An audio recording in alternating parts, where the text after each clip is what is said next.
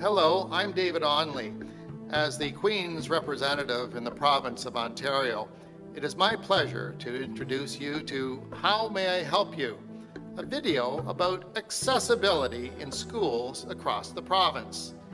Before becoming Lieutenant Governor, I had the privilege of chairing the Accessibility Standards Advisory Council of Ontario. As such, I advised the Minister on the most effective ways of implementing the Accessibility for Ontarians with Disabilities Act, and I received reports from the various working committees. In my installation address of September 5th, 2007, I chose accessibility as the overarching theme of my mandate.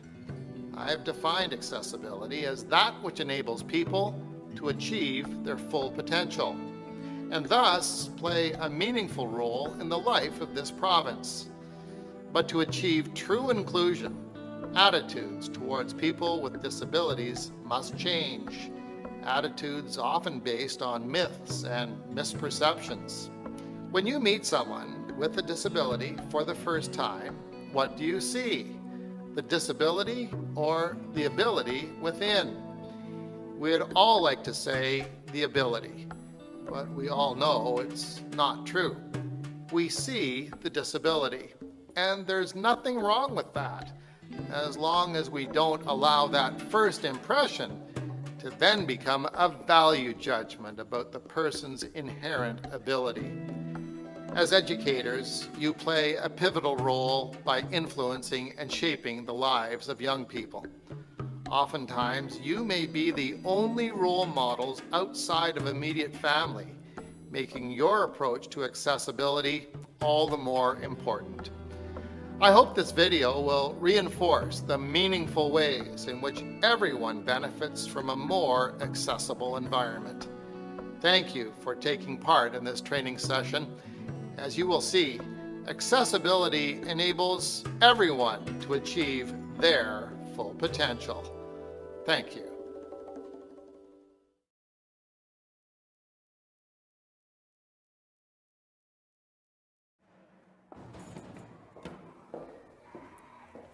Hello and welcome. My name is Carla Robbins and I'm an elementary school principal. Today I'll guide you through an introduction to accessible customer service in Ontario schools. Come on in, let's get started. The training we are about to begin is one of the legal requirements under the Accessibility for Ontarians with Disabilities Act, which became law in 2005. This law has led to the development of 5 standards: customer service, employment, information, and communication, transportation, and the built environment. By fully implementing the standards in these 5 areas, it is expected that Ontario will be accessible by the year 2025. The first accessibility standard to come into effect is in the area of customer service, the topic for today's training. School boards are among the first organizations to implement this standard and must meet all of the requirements set out in the customer service standard by January 1st, 2010. School boards have already begun to deliver appropriate customer service to all members of the school board community, including persons with disabilities. Any business or organization with more than 1 employee must comply with the Act. However, compliance dates vary depending on the standard or sector involved. Training people in your school boards to provide quality, accessible customer service is one of the key elements of this standard. To be clear, the word customer refers to the members of the general public, such as our parents, families, community members who visit or use the services of our schools. While students have long been supported under special education legislation, the customer service standard asks us to train any member of a school board who may serve the general public. This goes beyond training staff to serve students with special education needs. Our goal is to help train your board community to better serve members of the general public who are living with a disability, whether visible or invisible, or of a permanent or temporary nature. By focusing on serving people with disabilities, this training will help you to serve all members of the general public better. This training is aligned with your board's policy and procedures on accessible customer service. Your school board's policies and procedures relate to the sections that follow in this training session. In addition to board policies, you will find quick tip reference sheets that will serve as a reminder of this training going forward. Be sure to ask your manager or principal where the tip sheet can be found at your school or work site. You're now ready to begin the training. You'll need about 30 minutes. To ensure the best learning environment, you might find it helpful to complete the training without interruption. Try to avoid telephone calls and close your email. If the session must be interrupted, you will be able to pick up again near the point you left off.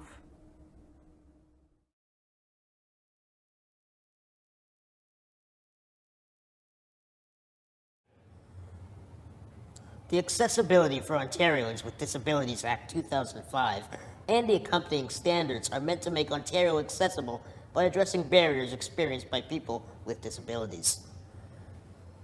38% of people will experience either a permanent or a temporary disability over the course of their lives. Right now, 53% of Canadians either have a disability or have someone in their immediate family circle who is living with a disability. These statistics make it clear that serving people with a disability is an important issue for our entire society. Take a moment.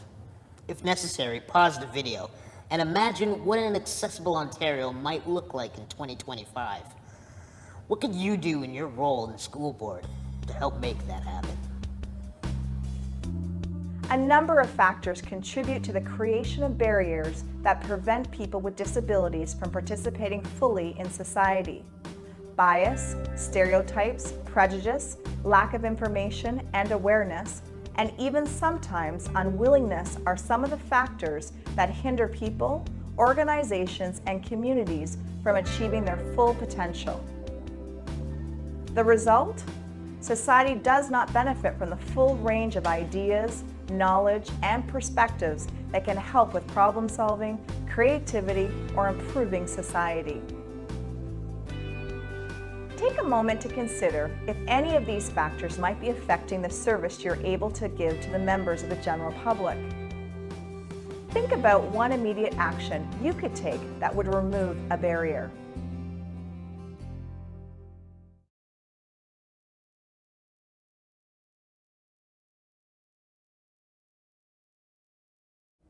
All of the requirements described in the first standard, customer service, have been set in law. School boards must fulfill the customer service standard by January 2010, as well as continue to meet the requirements in an ongoing fashion. Let's study the standard itself to learn more about the role we can play to make Ontario more accessible. School boards must have a policy and procedures on providing goods and services to people with disabilities.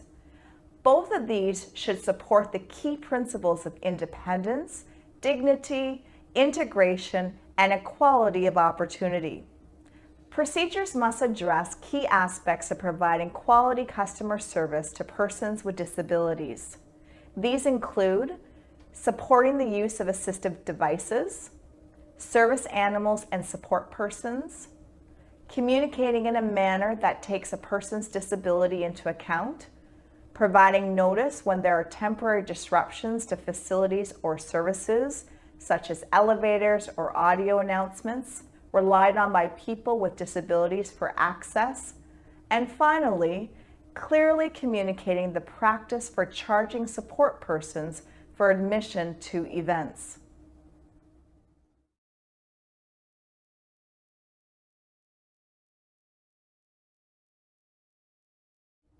Because situations, people, and indeed the manner in which disabilities affect people are quite different, this training video will not be able to prepare you for every scenario that you may encounter. Our hope is that this session will help you to meet the needs of people with disabilities, and this awareness will become a part of your customer service mindset. With attention and practice, your approach to customer service will become more inclusive, enabling you to meet the needs of more and more people while sending a clear message that you are ready to accommodate the diverse needs of people related to accessibility. We will use the scenarios that are relevant to your school situation. Let's begin with a common situation in which members of the general public would be present in your school. Remember, the customer service standard deals with interacting with a member of the general public. A school board already has specific responsibilities with regard to staff and students that come under other legal provisions. Hi, welcome to the school. Nice to see you. In this scenario, a spring concert is taking place at the school. There is no way to know who will be attending or what they may need.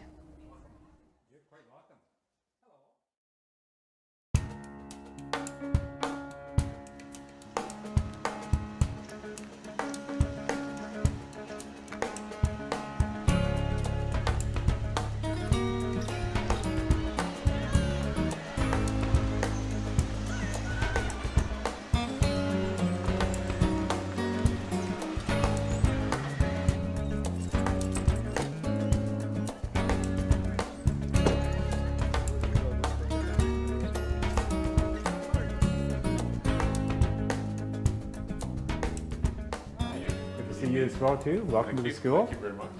Hi. Nice to meet you. Great. Nice to see you here. Hello. Welcome to the concert. Thanks. Hi. Welcome to the concert. Maybe of help. Yes, we're really excited about the concert. We found out from your website that it's free. Thank you for letting us know. My husband and I just need 2 seats together. If you could direct us, my husband can guide me to my seat. Certainly, this way. Thank you. Welcome to our school, everyone. It's great to have such a wonderful turnout. The staff and students greatly appreciate that you can come to today's performances. Before we begin today's concert, just a few housekeeping announcements. First, the washrooms are located outside the gym door at the back and to your right. An accessible washroom is a bit further down the hallway in the direction of the principal's office.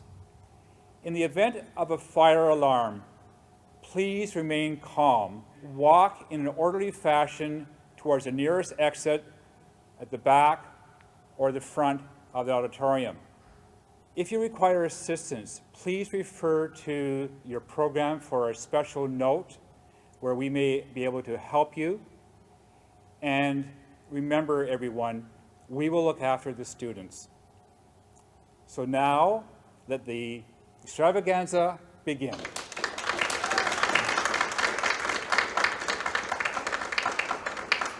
The event is the same, but we take a slightly different approach. With a few accommodations, all members of the audience can enjoy the concert. Outside by the back. Notice how the principal remembered the key principles of independence, dignity, integration, and equality of opportunity. The principal spoke directly to the person with a disability, not the support person. The oral instructions were inclusive, and the note in the program avoided the necessity to identify individuals, thus respecting confidentiality. The most important phrase is the title, "How may I help you?" The person with a disability knows the most appropriate accommodations for their needs. So asking the question, "How may I help you?" conveys respect and the desire to assist. Use a checklist like this one to help you prepare. Clearly designated accessible parking, accessible entryways and alternate exits, accessible washroom facilities, signage, size of text on program and signs, sound system, provision for service animals, trained volunteers, event announcements in multiple formats, cancellation notice, requesting advance notice in the event of complex accommodations required. Take a moment to consider another event that members of the general public may attend and what you would have to consider to ensure accessibility and accommodating diverse needs.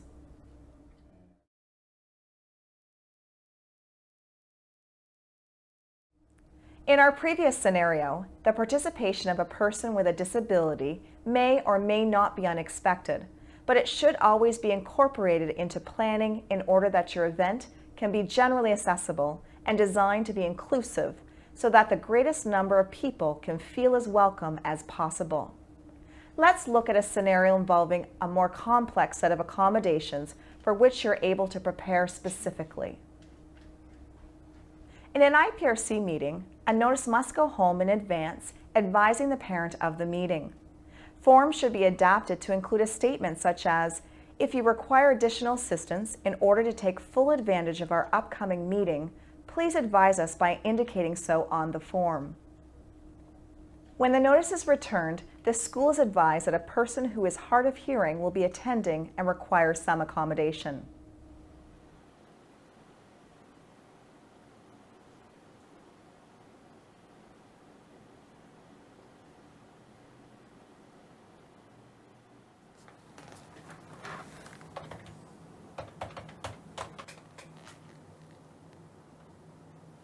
Hello, Mr. Stein. This is Greg Farrell, principal here at Jennifer School. I just received the notice of meeting form. Thanks for returning it so quickly to me. I noted the indication that you're hard of hearing and you'd appreciate some assistance during the meeting.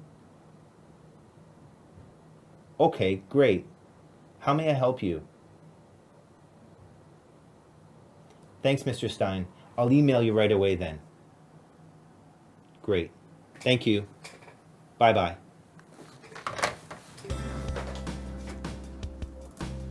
Hi, Rose. Hi, Greg. I got an email from Mr. Stein today, and he said that he'll be bringing in a sign language interpreter with him. But he also suggested that we have really good light on the teachers who'd be speaking today so that he could read their lips better. So let's just move a few chairs. Great. And I'm going to turn off that fan noise. It'll be too distracting for all of us. Great idea. Thanks, Rose.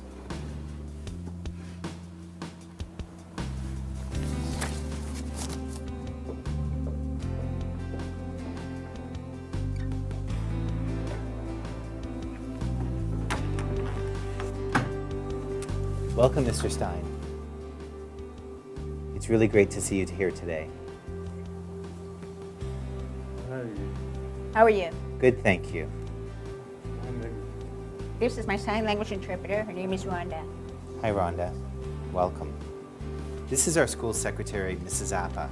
She will provide support to us today as the meeting proceeds. Since we'll be discussing confidential information about Jennifer, I would ask that your interpreter sign our standard oath of confidentiality.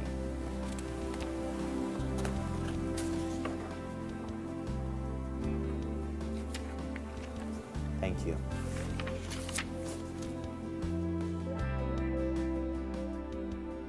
Attract the customer's attention before speaking.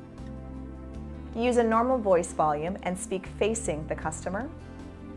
Remember to speak to the customer, not the support person. Have a pencil and paper ready if needed. Confirm understanding. So as we determined today, we'll need to follow up on a number of the decisions that we've made today. What's the best way for me to communicate with you? Emailing or cell phone texting is the best way to contact me. Fantastic. I can do both. Thank you very much for coming in today, Mr. Stein. It's very nice to meet you, Rhonda. Thank you.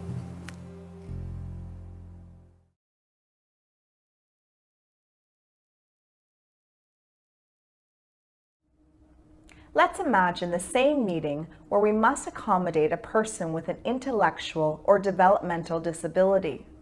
The principal would make a similar phone call to individualize accommodations where possible. In this case, accommodation would include: don't assume what a person can or cannot do. Use plain language. Make sure the customer understands what you've said. Be direct and ask, Do you understand this? Provide one piece of information at a time. Ask if anything needs to be repeated. Take time. People with some learning disabilities need a little longer time to process information. Provide information in a way that works for the customer. Review additional notes. If you provide resource material, explain what it is.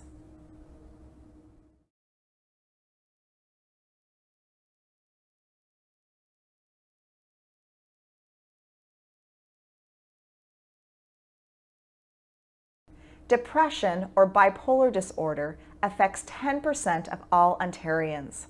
Mental health issues can affect a person's ability to think clearly, concentrate, or remember. The major barrier for people with mental disabilities are the stigma associated with it and a lack of understanding. Imagine how you would prepare yourself for the IPRC meeting in this case. As the meeting proceeds, remember, be confident and reassuring. Listen carefully. Check for understanding. If the person appears to be in crisis, ask them to tell you the best way to help. Remember, the customer's reactions are not connected to you personally as the service provider.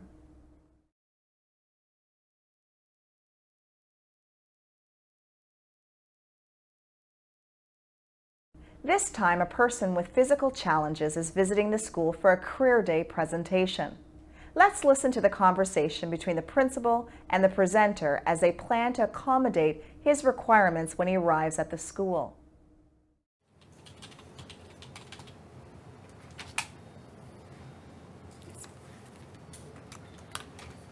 Mr. Farrell, I have Mr. Aruda on line 1. Thanks, Rose. Hello, Mr. Aruda. Thank you for returning my call. We're delighted that you've agreed to speak to our students this Career Day. I understand that you may need some help when you arrive, so I was calling to make sure we have everything you need. 1 second. Yes? Absolutely.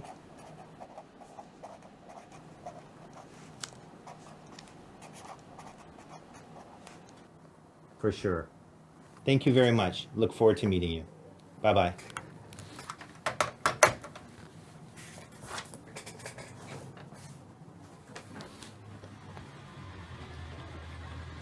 Hello there. Hi, welcome to our school. May I help you? Hi, I'm Andre Aruda. I'm a guest speaker here for Career Day. I was looking for Mr. Farrell. Yes, Mr. Farrell let us know that you'd be arriving. We made sure to have the ramp clear for you. If you just want to take it on up to the entrance, I'll let Mr. Farrell know that you've arrived. That'd be great. Thank you very much. Okay. Mr. Farrell, Mr. Aruda is here.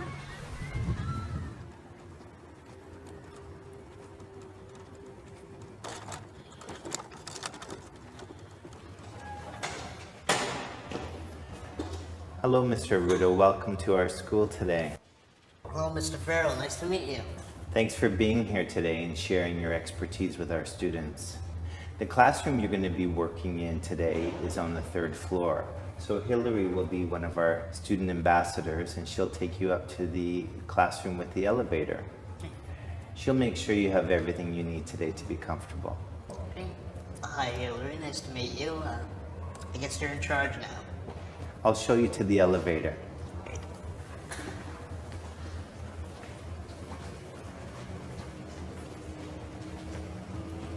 Ask before you help. People have their own way of doing things. Respect your customer's personal space. Don't lean over them or lean on their assistive device, in this case, the wheelchair. Ensure that items such as canes and walkers remain in reach. If you receive permission to move a wheelchair, make sure the person is ready before you move them. Never leave the person in an awkward or undignified position, such as facing a wall. Can you see how these approaches benefit your customers? Respect the dignity of the individual. Avoid making assumptions and listen carefully.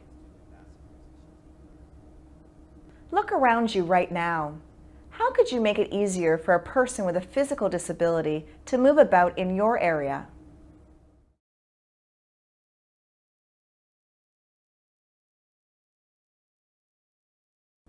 Some customers may have problems communicating because of their disability. Cerebral palsy, speech impediment, hearing loss, or other conditions may make it difficult for the person to pronounce words or may cause slurring or stuttering.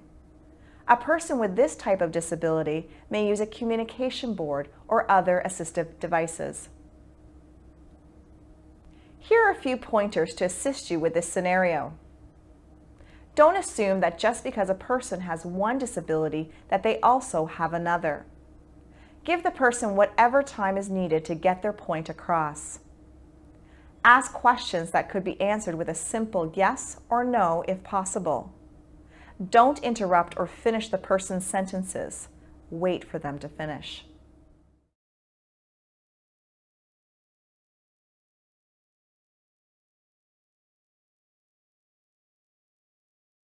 Three million Canadians have difficulty reading conventional text. Vision loss can restrict someone's ability to read signs, locate landmarks, or see hazards. Some people with vision loss may use a guide dog or a white cane, but others may not. Some people with vision loss need to view written material in large print or with the help of a magnifier. With these facts in mind, recognizing varying levels of vision loss, let's review some pointers that, if followed, would make the person with a vision loss more comfortable. Don't assume the individual can't see you. 9 out of 10 people who visit the CNIB have some vision. Identify yourself when you approach and speak directly to the individual. Offer your elbow to guide the person. If they accept, walk slowly. Identify landmarks or other details of the environment to orient the person with a vision loss. Do so as you approach the landmark. If you're giving directions or information, be precise and descriptive. Guide the person to a chair or better location rather than leaving them in the middle of the room.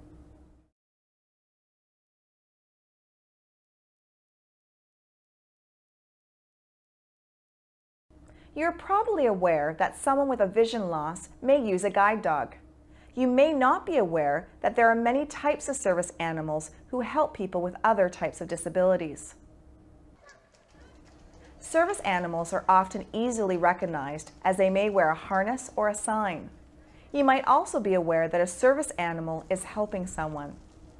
However, if you encounter in your school or work site someone who has an animal and it's not readily apparent that this is a service animal, it is appropriate to ask for a letter from a doctor or a nurse to be produced indicating the animal is required because of a disability.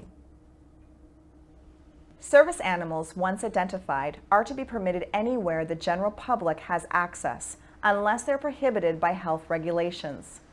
Remember, members of the general public in normal circumstances have no access to classrooms. If students or staff require service animals, the board procedure for that should be followed. This is Vicky and her dog Vegas. Vegas is not a pet. Vegas is a working dog. That means we have to treat him differently than we do other dogs. This will allow him to work more effectively for the person he supports. The care and supervision of Vegas is my responsibility, so it is important that you never touch him, talk to him, or make eye contact with him without my permission.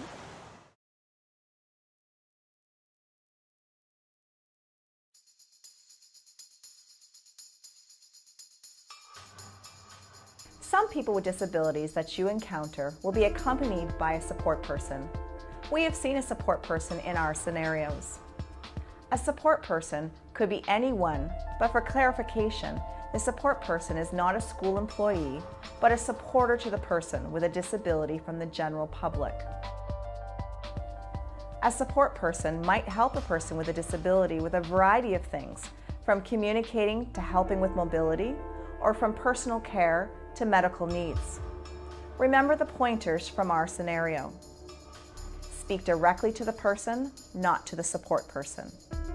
When information is exchanged that is confidential, for example with a parent, it is advisable to have the support person sign an oath of confidentiality that the parent gives permission for that to occur.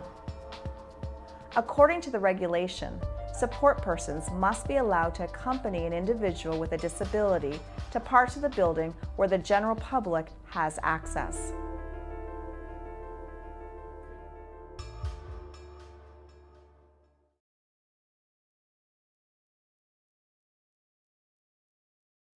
Another support for a person with a disability is the use of assistive devices. Most such devices are personal assistive devices. Examples would include a wheelchair, a white cane, an oxygen tank, or a laptop. The devices belong to the person using them. Treat the personal assistive device as an extension of that person's personal space. If you think of the device in this way, it will help you to react appropriately. For instance, you would respect personal space by not leaning over the person, in the same way you would not lean over the person's assistive device. Some assistive devices may not be noticeable, such as a hearing aid. Once you recognize the device is being used, ask the individual the best way to facilitate their use. Remember the question, how may I help you? If your work environment provides some type of assistive device, such as a sound amplification system or TTY, teletypewriters, it is important to receive training in their use, and the regulation calls for this kind of training.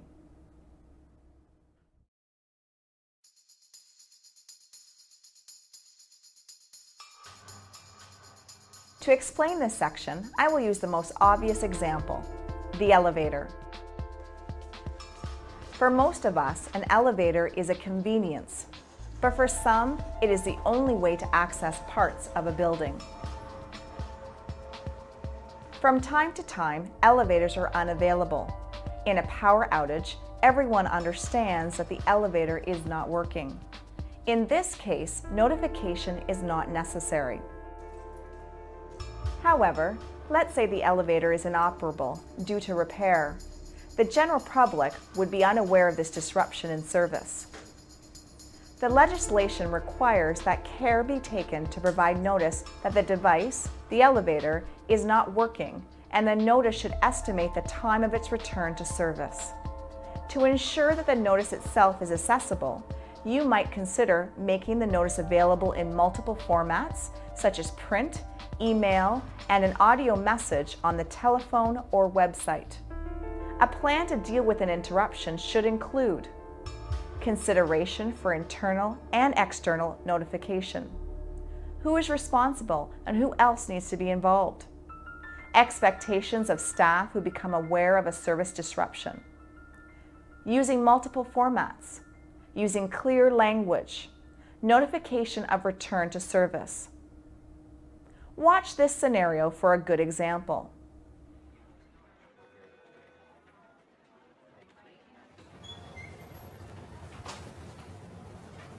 Hello, Mr. Furrow. Sorry to interrupt. I just want to let you know that the elevator's down, and I will have a sign put up and call the repair guy. Thanks very much, Frank. Can you also please make sure that there's a sign placed on the front parking entrance of the school? Okay. Thanks very much. I'll get a notice on our website as soon as we're finished here. Oh, I just remembered. The junior division's having a book sale upstairs in the library. We'll have parents and community members going upstairs. I don't believe the elevator will be serviced by then. Good catch, Rose. I'll ask the teachers to move the book sale to the auditorium stage where the lift is still available. You know, this is a good learning piece. It'll take a bit to reorganize, but there's a natural tie in here to character education. It's a really good, authentic example of what it means to be respectful. Thanks, Rose.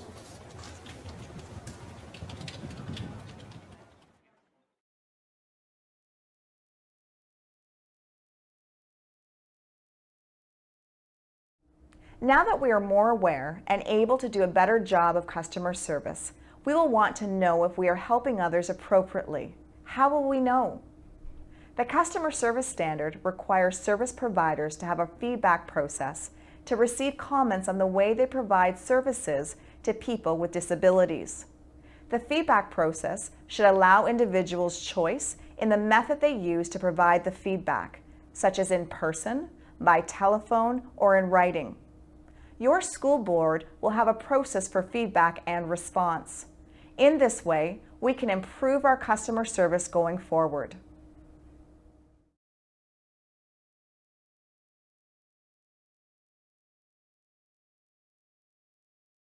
Thank you for participating in this training session. You've learned about the legislation, who our customers are according to the legislation, the barriers people face to full participation, different types of disabilities and the ways in which you can better support each of them, your role in making people feel welcome and included, some ways to make your environment more accessible. What are you able to improve as a result of what you've learned in this session? Do you need more information? What else would you like to learn? More resources are available. An Accessible Ontario by 2025. The students in today's classrooms will be making their way in the world. These 2 million students and the people who currently support them, the employees and boards of education across this province, will be creating that world. Think about how what we do today to better serve people with disabilities will impact on students, their friends, and their families. Think of the impact of that new attitude on human dignity, understanding, and full participation in schools, communities, the province, and in our country. Children will create the future. Let's help them by setting a great example.